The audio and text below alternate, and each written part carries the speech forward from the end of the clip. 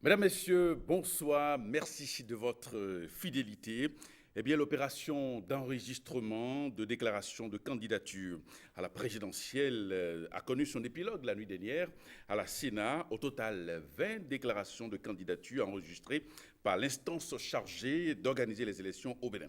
Alors, 24 heures après la fermeture du dépôt des dossiers de candidature, quel type d'analyse est-on en droit de faire aujourd'hui? Quelles sont les projections? Quelle sera la suite du processus au niveau de la Sénat? Voilà autant de sujets que nous abordons ce soir sous forme de décryptage de cette soirée particulière hier.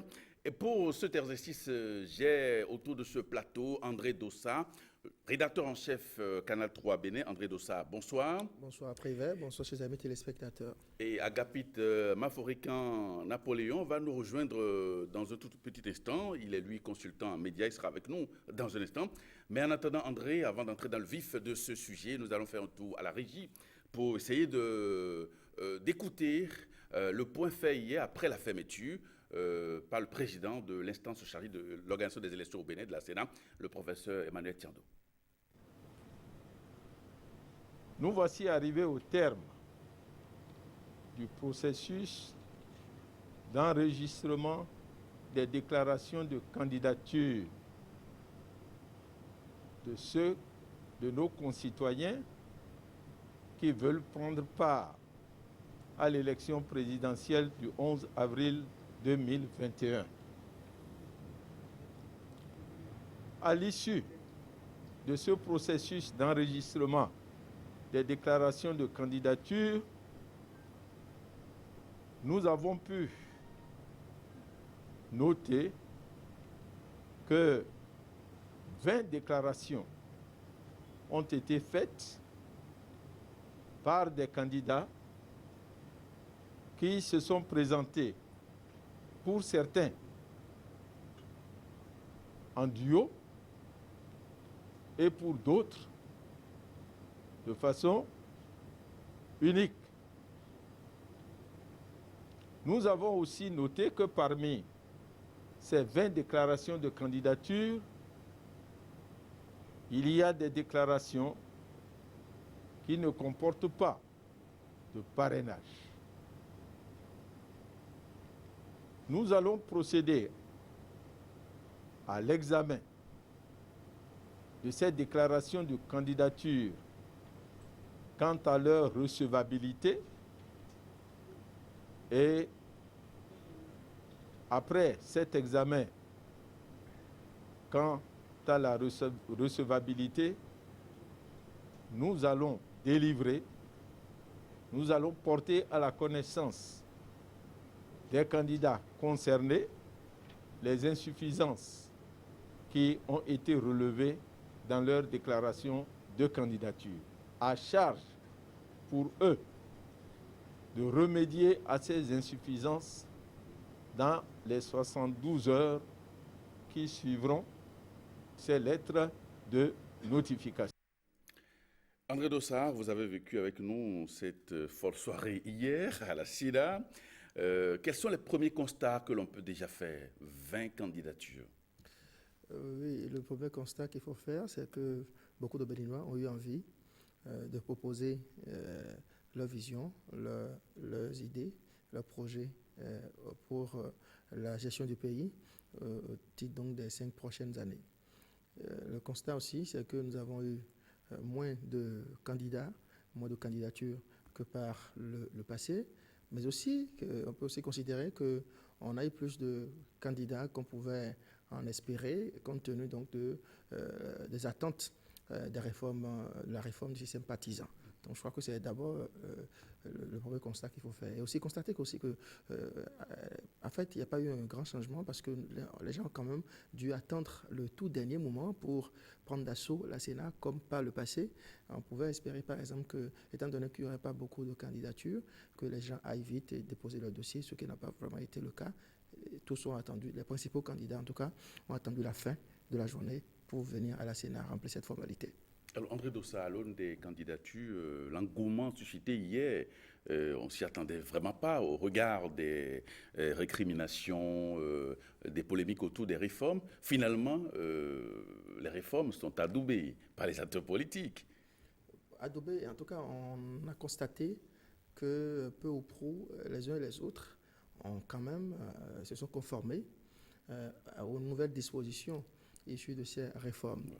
On a constaté que tout au moins, désormais, les acteurs acceptent qu'il y a eu révision de la Constitution. Vous savez que beaucoup, jusqu'à il n'y a pas longtemps encore, continuaient de faire comme si, de ne pas reconnaître cette réforme de la Constitution. Ils l'ont reconnue puisqu'ils se sont conformés non seulement à la loi, à la charte des partis politiques, mais aussi aux nouvelles dispositions du Code électoral, ont décidé d'obtenir le récépissé, d'avoir donc une existence légale pour ce qui concerne le parti politique, mais de désigner des tickets présidentiels comme l'indiquent ces nouvelles dispositions. Donc on peut considérer, si vous voulez, que les réformes sont acceptées, même quand bien on continue de souffrir des effets, des conséquences de ces réformes-là, c'est qu'elles sont quand même acceptées peu ou prou par l'ensemble des acteurs. Voilà, puisqu'on a vu toutes les sensibilités politiques actuellement de l'échiquier politique à la Sénat hier qui ont déposé leur dossier de candidature. Après, on verra ce que la Sénat en dit. Le 10 février, donc dans les prochains jours, la Sénat va procéder donc aux vérifications et sortir la liste provisoire, la conformité. Dossiers, voilà. Alors, il y a une chose qui revient souvent à l'esprit, c'est cette ambiance que nous avons vécue hier à la Sénat. Il y avait une sorte d'orchestration, de folklorisation. Il y avait une ambiance incroyable. Est-ce que cela peut dénoter déjà de ce qu'on va vivre dans les jours à venir en termes de campagne, en termes de festivités? On a tendance à parler de la fête de la démocratie. Est-ce qu'on est en train de retrouver ces habitudes qui nous ont toujours caractérisés? Oui, quelles que soient les circonstances dans lesquelles elles ont été organisées, nos élections présidentielles ont souvent donné lieu justement à une certaine ferveur. On a pu l'observer hier également. Beaucoup de militants, de sympathisants, de candidats sont venus à la Sénat. Ça a d'ailleurs commencé dès le premier jour. Parfois, c'est des candidats qu'on considère comme des faits-valoir ou des anodins, des plaisantais, entre guillemets, viennent avec des accompagnateurs. D'autres viennent avec des groupes folkloriques, des groupes de danse, des groupes d'animation. Et ça donne cette ambiance de fête. Hier, ça a été un peu le clou de ces 4 jours de dépôt des dossiers de candidature parce que beaucoup de militants on fait de l'animation à la Sénat. Il y a des candidats dont les partisans étaient des plus nombreux, et ainsi de suite. Donc je pense que oui, effectivement, on peut considérer qu'on ne va pas, cette élection de 2021 n'échappera pas à cette réalité bien béninoise qui consiste à faire de nos élections, notamment présidentielles, des moments de fête, malgré peut-être quelques récriminations que les uns et les autres peuvent avoir à des moments donnés. Je pense que c'est possible que ce soit un moment de fête. C'est vrai que, comme vous l'aviez dit, il y avait quelques polémiques autour des réformes.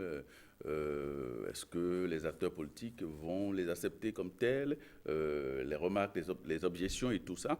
On avait eu comme impression qu'il n'y aurait pas d'engouement autour de cette élection, mais c'est tout le contraire. On regarde des coupures et des images de la vidéo, tout ce qui a circulé hier quand même sur les réseaux sociaux. C'était quand même de belles images qu'on avait retrouvé hier. Vous savez, les Béninois, on est très friands de la chose politique. Et, que l'on soit d'accord ou pas, on aime quand même vivre des moments politiques dans notre pays. Et lorsqu'il s'agit d'élections présidentielles, c'est l'élection que nous considérons comme la plus importante, parce que, ça, comme le disent les sachants, c'est la rencontre d'un homme avec son peuple. C'est l'occasion de renouveler le mandat, soit de celui qui est en place, ou bien d'élire un nouveau, et que l'on soit militant, que l'on soit vraiment politique du cru ou pas, ou simple citoyen, on aime savoir qu'il y a élection et on veut savoir quel est le suspense, quels sont les enjeux qui est peut-être en vue et qui ne l'est pas, ainsi de suite. Ceux qui sont allés à la Sénat ne sont pas forcément que des militants.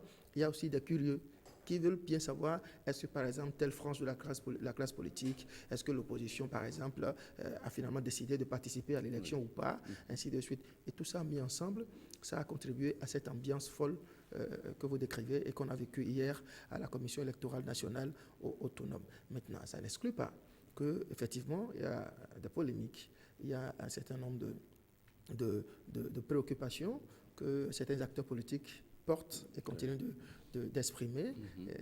Les discours hier qui ont accompagné les dépôts de candidatures en disent suffisamment long. Et justement, nous allons retourner à la régie pour y écouter quelques réactions de candidats ou de mandataires. Non, je dois d'abord vous dire que l'instant du dépôt de la candidature et de son enregistrement a été un instant empreint de grande solennité. Voyez-vous, le président Talon, lorsqu'il a été candidat en 2015 et 2016, il avait suscité beaucoup d'espoir. Aujourd'hui, ceux qui ont cru en lui sont heureux parce que le rêve est devenu réalité. C'est-à-dire que nous avons effectivement amorcé le décollage de notre pays. Les réformes ont porté leurs fruits et de façon unanime, nous les apprécions. L'espoir né est donc devenu réalité et c'est cette réalité née de cet espoir qui a suscité aujourd'hui à son tour sa candidature. Je crois que nous avons là un instant de solidarité mais également de bonheur qui augure pour nous et pour tout le peuple des lendemains meilleurs. C'est donc cet instant-là qui sera sacralisé à l'occasion de cette élection que le président veut être une fête de la démocratie que nous sommes venus donc engager avec vous au dépôt de cette candidature. Le président Talon s'est engagé dans une démarche en vue d'une élection apaisée et inclusive. Vous avez vu donc les candidatures se succéder les unes après les autres. Nous espérons donc que ceux qui sont candidats joueront les règles du jeu démocratique pour que nous parvenions effectivement à une élection apaisée et transparente et inclusive. Nous sommes très heureux, l'ambassadeur Moïse Kérikou et moi-même, de nous présenter devant vous au nom du Front pour la restauration de la démocratie, collectif de l'opposition. Nous nous présentons devant vous parce que nous sommes porteurs d'un projet. Nous sommes porteurs d'un idéal, d'une vision pour notre pays. Nous sommes venus à la Sénat, comme vous avez compris, pour déposer notre dossier. Et nous avons décidé, parce que investir par le Front pour la restauration de la démocratie, nous avons décidé d'ouvrir un chemin pour notre pays, ensemble. Je tiens sincèrement à vous féliciter, vous, la presse béninoise, la presse sous-régionale, la presse internationale. Et je suis satisfait des conditions d'accueil à la Sénat. J'ai profité de l'occasion pour remercier la Sénat, remercier la hiérarchie de la Sénat et l'ensemble des cadres. Je crois que si nous acceptons de compétir en tant qu'opposition constructive, c'est pour souhaiter l'alternance. Nous souhaitons l'alternance parce que nous voulons que dans un débat démocratique, dans la cohésion nationale, dans la paix, dans la gestion des frustrations, dans la réconciliation, que nous puissions continuer le développement qui a été amorcé par les différents responsables que notre pays a connus, en l'occurrence les responsables qui sont là. Oui, nous l'avions annoncé, Agapit Napoléon Maforican nous a rejoint, consultant média, enseignant et puis responsable d'organes. Alors Agapit, bonsoir. Bonsoir Prévert, bonsoir à tous les téléspectateurs. Oui, vous avez suivi comme tous les Béninois cette folle soirée à la Sénat hier, qui marquait donc la clôture du dépôt des dossiers à la candidature, des dossiers donc à la présidentielle de 2021, d'avril prochain. Alors, au regard de la pluralité de candidatures, est-ce qu'on est en train d'aller vers une élection inclusive? Merci Prévert. Moi, j'ai toujours un problème avec l'expression, enfin ce vocable inclusif, parce qu'une élection, elle est ouverte à tous dans des conditions, avec des conditions générales de participation. Dès lors, chacun est libre donc de se déterminer par rapport aux règles du jeu. À partir du moment-là, bon, l'expression inclusive, c'est comme s'il faut nécessairement que quelqu'un y soit. Et sans lui, le jeu ne sera pas fait. Et donc, du coup, alors, à quid des règles du jeu? Les règles sont ouvertes à tout le monde. Donc, ce qui s'est passé à la clôture montre quand même qu'il y a une adhésion au processus. Il y a ceux qui sont là pour passer des messages. On a vu des candidats qui ont dit, bon voilà, eux, ils ont choisi leur constitution. C'est une manière de passer leur message. Il y en a qui estiment que voilà, leur vision de la gouvernance, leur vision de la démocratie. Et donc, vu ainsi, on peut dire que le jeu est ouvert. Il y a une fête, il y a un moment de communion où chacun peut passer et laisser son message. Après, il va falloir entrer dans les dossiers. Et en entrant dans les dossiers, il y a les questions qui fâchent. Et l'une des questions qui fâchent, c'est justement la question du parrainage. Parce que déjà, le parrainage réduit le champ à au plus 9. À au plus 9, puisqu'il y a un député en moins. Alors là, on a 20 listes. 20 déclarations. Donc, il est évident déjà qu'il y a 11 qui ne seront pas de la partie. Ensuite, on va enlever les listes qui n'ont pas daigné satisfaire à la loi, les gens ceux qui sont sans colistier et autres. Mais après, il va falloir que, avec les informations qui filtrent, tout le monde ne sera pas, il y a beaucoup d'appelés, mais il sera très, très peu d'élus. Mais ce qu'il faut garder de manière substantielle, c'est déjà l'adhésion au nouveau style d'organisation, à la réforme du système partisan et au nouveau code électoral. Je pense que les réformes politiques commencent par entrer dans les habitudes. Peut-être que ça fait mal pour le moment que certains n'aient pas encore compris le mode opératoire. Peut-être que ça fait mal pour le moment que certains ne comprennent pas qu'il faille aller négocier, convaincre des élus pour pouvoir valider toutes les conditions de participation aux élections. Mais je pense que au terme du processus, ceux qui seront frustrés, ceux qui iront jusqu'au bout, ce qui finira par vaincre, c'est plutôt la volonté ferme d'un peuple d'aller à de nouveaux modes de gouvernance, notamment faire des réformes pour moderniser son système. Donc, est-ce que ça augure d'élections inclusives? Je pense que les élections sont ouvertes à tous. Il y a des conditions de participation. Quand la Sénat va analyser, la Sénat dira qui n'a pas totalement rempli les conditions. Ils ont 112 heures pour compléter leur dossier. Et après, on verra avec parce qu'il y a encore un autre filtre à la Cour constitutionnelle, notamment la question de se soumettre au collège de médecins. Donc, il y a encore beaucoup d'étapes. On verra bien à la fin qui aura les précieux sésames, c'est-à-dire le quitus, pour pouvoir aller à ces élections. Alors, André Doussa, avez-vous le sentiment qu'on va encore assister à la guerre sémantique, inclusif, exclusif? Alors, moi, j'ai écouté un spécialiste des questions électorales qui m'a dit qu'on peut déjà considérer que ce processus électoral est inclusif à partir du moment où, hier, à la Sénat, on a constaté que l'ensemble des sensibilités de la classe politique sont allées à la Sénat, ont tenté d'être candidats, ont déposé leur dossier de candidature.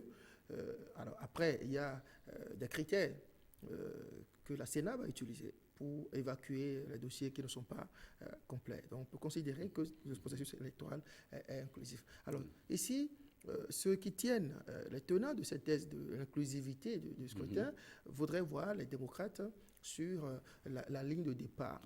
Alors, il me semble que, et d'après les informations qui fuitent depuis hier, que quel que soit le cas de figure, nous allons vers un bulletin unique qui va représenter l'ensemble des sensibilités politiques actuellement du pays. C'est-à-dire quoi?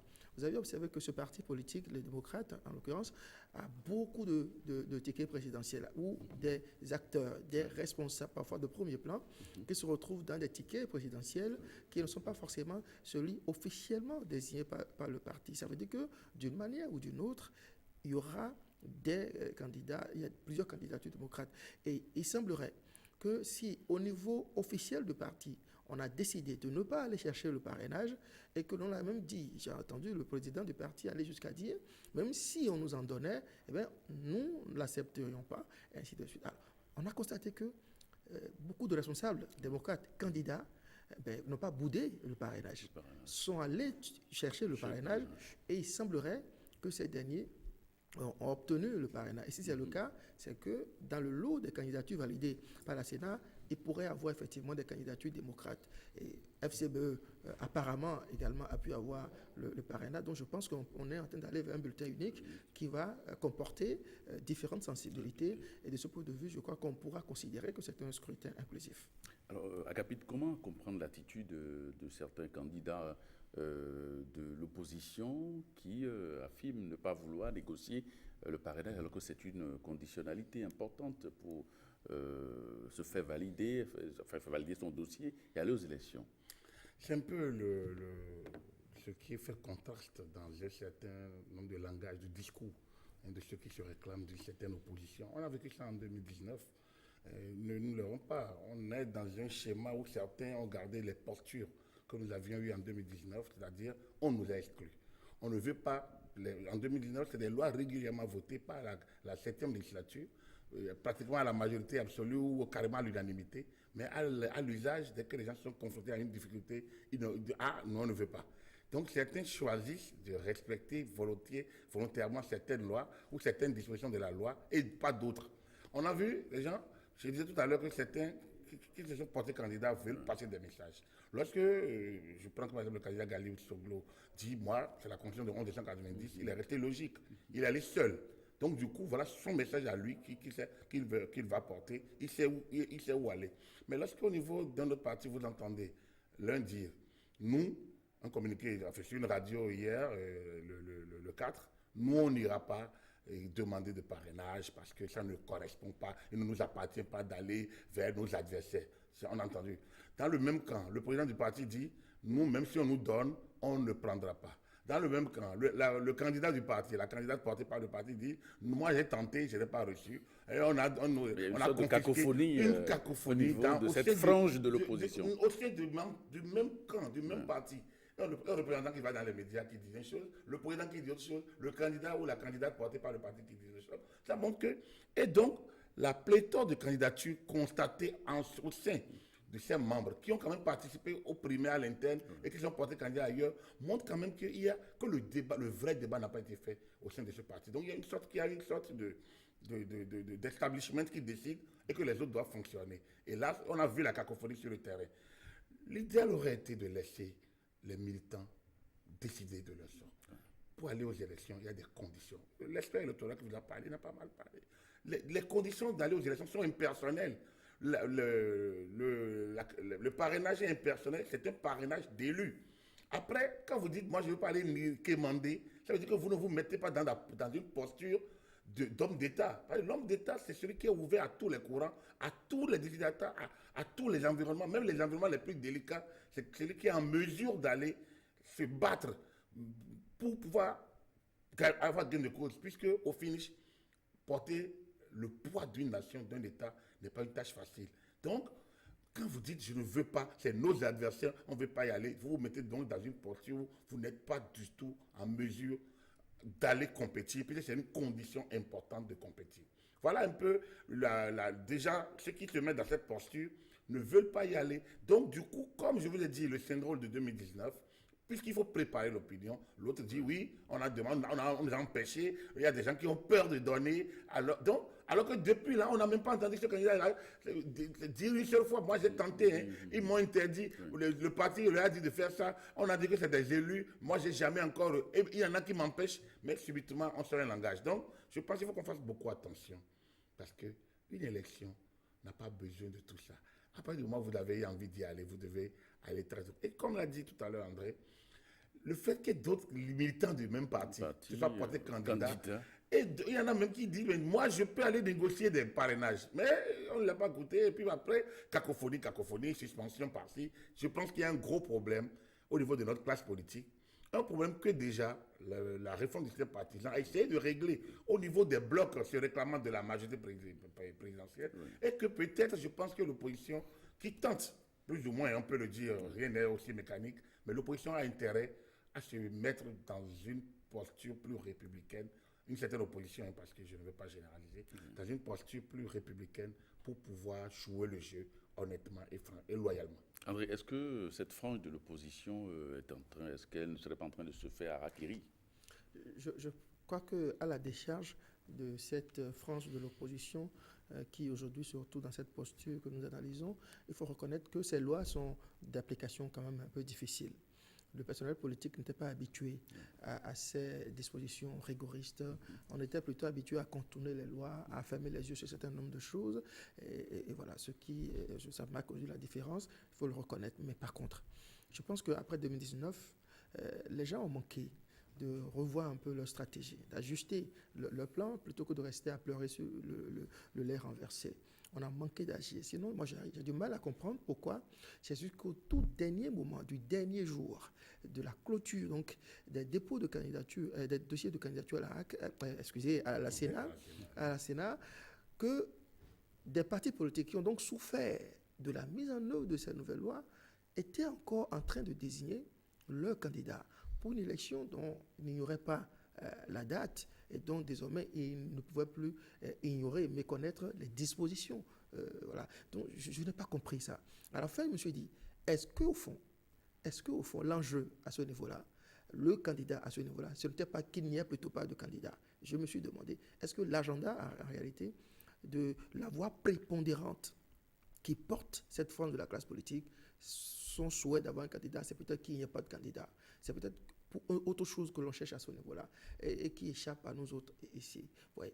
Maintenant, lorsque vous avez tenté de désigner un candidat et que finalement ça a été fait, annoncé, voilà notre ticket présidentiel, mais il y a des candidats, des responsables du parti qui ont participé même à un moment donné à ces primaires-là, mais qui sont allés se mettre dans d'autres postures, dans d'autres tickets présidentiels, d'autres organisations politiques. Je n'ai pas compris. Je crois que ça a manqué un peu de cohérence. Et même dans la communication, pour rendre ça, pour informer le peuple de ce qui a été fait, la communication a également manqué de cohérence. Parce que les discours, ça diffère d'un responsable à un autre. Oui, nous sommes prêts à aller chercher le parrainage. À nous, on ne veut pas aller quémander le parrainage. Même si on nous donne, on ne va pas en prendre. Nous, on a déjà eu ça d'ailleurs, ainsi de suite. Je crois que les gens ont manqué d'ajuster la stratégie à la nouvelle donne qui allait prévaloir pour ces élections présidentielles. Et aujourd'hui, malheureusement, je ne sais pas, la Sénat va faire son travail. Elle constatera si effectivement les gens ont pu joindre l'acte à la parole et ne sont donc pas allés chercher les parrainages, la Sénat devra invalider. Hier matin encore, j'étais avec un député sur un plateau qui a dit détenir encore sa fiche de parrainage, qui était encore là, qui attendait que l'on vienne. Qui était prêt à parrainer. Mais alors quand vous dites on ne veut pas aller, et même si il a supposé que ce député se porte donc lui-même vers les candidats en question, ils vont refuser, ils vont le renvoyer. On ne veut pas, parce que peut-être l'agenda ne correspond pas au calendrier électoral donc de la Sénat. On ne veut pas avoir de candidat. Je crois que c'est la conclusion, hélas, qu'on est obligé de tirer par rapport à certaines postures de cette frange de la classe André, politique. est-ce que cette frange, enfin les candidats de cette frange de l'opposition, est-ce que ces candidats ont un agenda secret?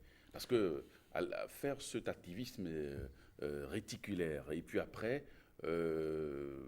disparaître comme ça, refuser de respecter la règle du jeu, ça paraît bizarre. Il y a des responsables de parti Les Démocrates, désormais candidat sous une autre bannière, qui a dit qu'en fait, le choix de la personne qui a été proposée au poste de candidat titulaire, que c'était en réalité pour susciter, n'est-ce pas, les réactions, les mécontentements et la désapprobation de ceux qui luttaient dès le départ, qui sont des membres fondateurs de ce parti, les militants de première heure de ce parti, qui ont fait connaître ouvertement, publiquement, leurs ambitions, leurs intentions de briguer la magistrature suprême sous cette bannière, qu'en fait, en amenant cette personnalité-là pour être candidat, c'est parce qu'on veut créer le désordre pour qu'il n'y ait jamais eu de candidat sous cette bannière. Il y a un des responsables qui nous a confié ça, par exemple, à la Sénat. Ce qui a fait qu'aujourd'hui, il est obligé de proposer sa candidature ailleurs, ainsi de suite. Alors, si ça a été fait, ça m'a amené un peu à penser à 2016, où on a vu d'importantes formations politiques dans le pays, notamment un parti au pouvoir, ne pas pouvoir désigner un candidat en son sein, et on est allé chercher un oiseau rare, homme mercenaire, entre guillemets, quelque politique. part. Vous avez vu ce que ça a créé. Ouais. Les résultats sont là aujourd'hui. Il me semble qu'on a tenté de s'inscrire dans cette même logique-là. Parce qu'à cause d'un agenda secret, que moi je suis Baudor, je pense que quelqu'un veut chercher une légitimité de la rue, et puis quitte à venir jouer après les conciliateurs. Je peux me tromper, mais c'est le sentiment que j'ai eu, parce que je ne peux pas comprendre que de telles personnalités politiques de ce rang, de cette classe, n'aient pas réussi à se concerter pour désigner un candidat, parce qu'on veut l'alternance, on veut évincer celui qui est là pour proposer ses idées, et on n'a pas pu se concerter, se mobiliser autour d'une cause commune et aller à ces élections. J'ai eu du mal à comprendre. Alors je me suis dit, j'ai préféré privilégier l'hypothèse d'un agenda secret qui a empêché vraiment les gens qui de bonne foi voulaient aller aux élections de pouvoir assouvir cette ambition. Mais penser qu'on peut aller chercher le pouvoir dans la rue aujourd'hui, c'est complètement loufoque. On n'est plus à cette époque-là. C'est dans les urnes qu'il faut aller chercher le pouvoir, Agapit. Il y a ceux qui aiment bien le sensationnel ou bien qui aiment bien écouter. Vous savez, il y a un paradoxe un peu sur monsieur. C'est curieux, c'est que les gens se battent pour porter quelqu'un au pouvoir et après ils préfèrent légitimer celui qui n'est pas au pouvoir. C'est un peu ça bizarrement. Le dialogue, le langage de celui qui est au pouvoir, on doute. Vous savez, 2019, j'ai vécu ça difficilement dans la mesure où nous avons suivi comment les lois ont été votées. Le code électoral et la charte des partis politiques en 2018, c'est presque à l'unanimité. C'est une voix de moins ici. Alors, quand l'application, qui est tant de refus, ou une sorte de front pour son application, on ne soit pas suffisamment outillé, qu'on soit surpris de se mettre à jour, de conformer la vie du parti, l'existence du parti au nouveau texte, et qu'un papier, un simple document attestant de votre statut d'un parti ayant pu se conformer à la nouvelle règlement de la législation, certificat de conformité, que ce soit la pomme de discorde, que vous ne soyez pas en mesure de déroger à un dialogue, d'aller à une sorte de dialogue que vous avez commencé, que vous avez abandonné ce dialogue au profit de la rue en demandant qu'on donne le récépissé à tout le monde. Je pense que c'est cette posture qu'on a tracée, qu'on a montée, qu'on a façonnée dans l'opinion qu'on nous a écartée des élections. C'est ça qu'on a envie, qu'on est en train de retracer. Puisque, regardez, les textes, nous sommes dans un pays quand même où il faut respecter ce qui se fait. Depuis novembre 2019, les nouveaux textes existent. La Constitution révisée, 7 novembre 2019, promulguée. Le Code électoral, 15 novembre 2019, promulgué, si je ne me trompe. Donc, ces lois existent depuis 15 mois, au moins. Et curieusement, c'est depuis 6 mois.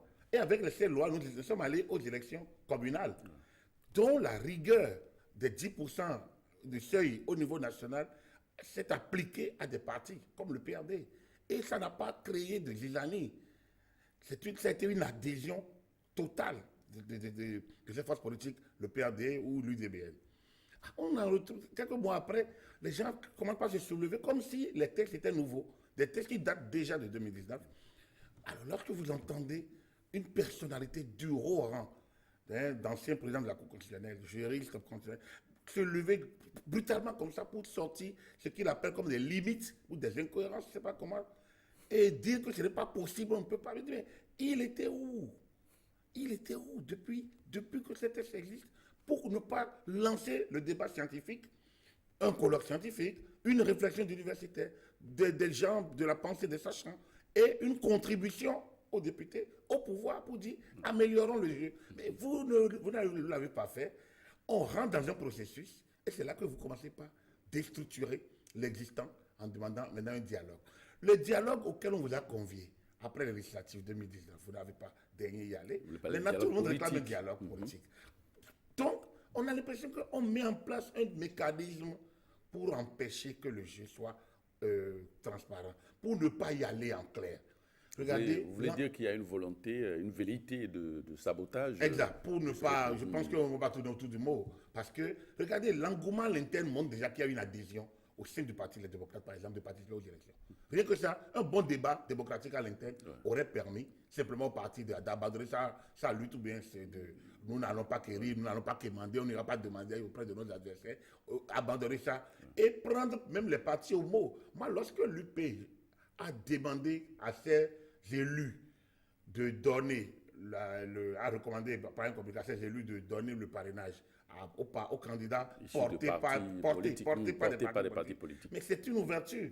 Moi, je pense déjà que ce parti aurait pu simplement dire très bien, nous demandons à l'UP, nous demandons à ces élus, nous avons besoin donc de nos parrainages. Et donc, ils font le travail, ils font la démarche. C'est un droit. C'est un droit. À partir du moment où la loi a créé le principe, le parti, l'UP, a ouvert il aurait dû laisser ces élus agir comme on leur semble, mais en les orientant vers une cible, les candidats portés par des partis légalement reconnus, ou bien soutenus par des partis légalement reconnus, mais on ramène le jeu au système partisan. Ça devrait plaire à ceux qui ont des partis légalisés. Oh, c'est eux qui ont encore attaqué, il y a même une saisie à l'entente à la Cour constitutionnelle. Donc, peu ou prou, quelque chose qui va se passer, les gens se sont mis dans une logique qu'ils ne veulent pas du parrainage. Or, sans le parrainage, vous n'irez pas. J'ai entendu encore le procès. C'est techniquement impossible. Vous ne pouvez pas demander à vos adversaires, mais en France, ça s'applique. Des gens cravachent dur pour aller chercher le parrainage. Évidemment. Des gens cravachent dur. Et c'est les partis reconnus ont fait front républicain contre l'entrée de tel parti dans telle assemblée. Mais pourtant, c'est de la démocratie. Et ce parti, ces militants, ce parti-là, son président va chercher auprès d'autres élus les signatures. Oui. Alors pourquoi on pense qu'au Bénin, on va être chef d'État et on n'a pas l'humilité d'aller quérir ce papier qui montre que vous êtes un homme d'État. Donc, il y a un agenda caché qui a été déroulé en 2019. Je pense qu'on est dans le prolongement de 2019. Vous voyez les vocables comme parlement monocolore, comment on appelle, quémander, parrainage, tout ça, c'est des éléments de langage qui conditionnent déjà à ce qu'on nous dira demain, on nous a écartés, on ne veut pas de nos élections. Donc la rue n'a qu'à aviser. Mais ce radicalisme, ça profite finalement à qui, André? D'abord, en tout cas, je pense que le Parti Les Démocrates a manqué une grosse occasion d'éprouver ces nouvelles dispositions à l'occasion de cette élection présidentielle. Vous savez, le parrainage, ce n'est que les parrains, ce n'est que des avaliseurs. Ce n'est pas eux qui votent. Non. Ils ne désignent pas le président de la République. C'est un moyen pour faire valider sa candidature. Et vous décidez de ne pas aller chercher ce moyen-là, ça veut dire que vous ne voulez pas être candidat. Quand j'ai dit que la démarche a manqué de cohérence à ce niveau, au départ, alors on s'est fendu d'une décision, d'un arrêt de la Cour africaine pour dire, la Cour a décidé, nous enjoint de ne pas organiser les élections, donc du coup, vous supprimez tout, vous suspendez tout, et puis voilà, il faut qu'on s'asseye pour discuter. Ça n'a pas abouti. Ah ben non, le 5, il n'y a rien à faire, il faut qu'il s'en aille et il faut qu'on ait un nouveau président. Je crois que ça aussi, ça n'a pas prospéré. Et on a trouvé la question donc du parrainage. Au départ, ce fut déjà une promesse de mandat unique, et puis voilà. Alors, tout ça veut dire quoi? Lorsque ça n'a pas abouti, et que, bon an, mal an, vous commencez à vous conformer à la nouvelle loi, vous avez pris votre récépissé, le parti est désormais légal, vous militez, puis vous enclenchez le processus de désignation de votre candidat, ça veut dire que vous avez adhéré à ces réformes-là. Mais pourquoi ne pas aller jusqu'au bout et faire une application parcellaire de cette disposition? C'est pourquoi on a du mal à comprendre la trajectoire, la démarche, la posture de ces acteurs-là. J'ai suivi dans les réseaux sociaux aujourd'hui une longue explication d'un des vice-présidents du Parti Les Démocrates. Alors, ce qu'il a dit en 20 minutes, ça explique, ça permet de comprendre jusqu'à quel niveau ce parti a été dans son intention de participer, en tout cas à cette élection présidentielle. Et quand on accède jusque-là, et on vient dire à la fin, on ne prend pas le parrainage, ça veut dire qu'au fond, le vrai agenda du Parti Les Démocrates, ce n'est pas celui qu'on a montré publiquement. L'agenda, il est secret et il est en train d'être déroulé par quelqu'un et qui a intérêt aujourd'hui à ce qu'au Bénin, on n'aille pas aux élections dans la paix, dans la transparence. Ce n'est pas forcément un gouvernement qui a impulsé des réformes rigoristes. C'est aussi ceux qui refusent de rentrer dans ces réformes-là, de les éprouver quitte à prendre peut-être après le peuple à témoin. Parce que ceux qui ont affirmé que des responsables de partis politiques auraient empêché, ils n'ont pas pu en apporter la preuve. Donc pour nous, c'est des déclarations peut-être pour davantage assombrir le paysage et le message qui ne doit pas venir au peuple. Je crois qu'il y a un agenda secret. C'est un peu triste. Parce que de toute façon, il y aura des candidats démocrates. D'après les informations qui nous parviennent, il semblerait que, comme tous les démocrates n'ont pas une aversion pour le parrainage, il y en a qui sont allés les chercher. S'ils l'ont trouvé, s'ils ont réussi à réunir les 16, c'est que forcément leur dossier, à moins d'avoir d'autres irrégularités, leurs dossiers seront validés et sans doute qu'ils iront aux élections. Alors, Agapi, est-ce qu'on peut avoir des inquiétudes par rapport au climat, à la sécurité de ce scrutin Non, pas du tout. Pas du tout, parce que l'adhésion est générale. Rien qu'au sein du même parti, on parle de démocrates, mais on ne parle pas du FCBE. Mais les FCBE ont montré un bel exemple de l'organisation. Parce que le FCBE, d'abord, ils ont compris que c'est un concours d'individus. D'abord, ils peuvent être portés par le parti. Mais l'élection présidentielle, c'est une élection personnelle. C'est une personnalité. C'est un individu. Donc, ils ont demandé à l'interne que chacun aille à la conquête du parrainage. Donc, c'est une forme d'humilité. Donc, ils se sont taillés cette carrure de parti, donc de personnalité, en mesure d'aller discuter, même avec des adversaires. Et ça, ça a été affirmé par le parti très tôt. Leur mode d'organisation est tel qu'ils ont regardé ceux qui ont pu en amasser suffisamment, ceux qui ont pu avoir des parrainages. Et donc, on a pu voir le secrétaire exécutif national comme comme colistier. Les gens l'ont raillé, les gens l'ont... Ça a été la toile en a fait ses choux gras. Mais on a vu, dans l'autre partie, c'est que le président n'est même pas dans le duo. Donc, je pense qu'il faudrait, quand nous parlons de l'opposition, qu'on montre d'abord le bel exemple que donnent les FCBE. Oui. On les taxe de troisième force de la majorité, mais on fait les mêmes choses qu'eux. Sauf qu'on crée une incohérence de langage qui fait qu'à l'interne même les militants se perdent. Sinon, on fait la même chose on court après les stratégies des FCBE. C'est ce que fait le Parti des démocrates. Il court après les stratégies des FCBE. Alors, est-ce que ça augure de lendemain difficile? Non, à mon avis, non. À mon avis, non, parce que les personnalités qui veulent donner de la voix, on les écoute, on les connaît. Depuis 6 mois, on les entend. La synchronisation de prise de parole, le jeu de rôle, ça a été suffisamment clair que même ceux qui ne sont pas habitués à insister dans le jeu, on fait 3-4 interviews et en moins d'une semaine, on comprend qu'il y a un jeu. Mais après, il faut bien qu'ils défendent. Surtout que nous parlons du droit public, nous parlons de la Constitution. Et il y a des exigences. Quand vous parlez d'élus, ça a un contenu. Un élu est un élu. Il a beau être militant, il est élu. Et il y a un contenu à élu. Donc, eux-mêmes savent que leur combat ne peut pas aller plus loin. Le peuple est suffisamment aguerri. Et donc, vous allez voir sur le terrain, quand on va donner les listes, certains vont tenter d'appeler la rue, mais ils vont se rendre compte que le processus va avancer. D'autant que, à l'interne, peut-être, par chance, et c'est cela peut-être souhaité, ça c'est mon avis, que des gens de l'interne, puis l'élection est personnalisée, c'est une élection présidentielle, que quelqu'un appartient à tel parti et qui va demander et arrive à avoir cette parrainage, il valide déjà une certaine lecture, pas toujours, disons, d'adhésion aux options présentées par le candidat qui est le président en exercice. Donc, l'FCBE se réclame de l'opposition avec un projet de société sans doute alternatif.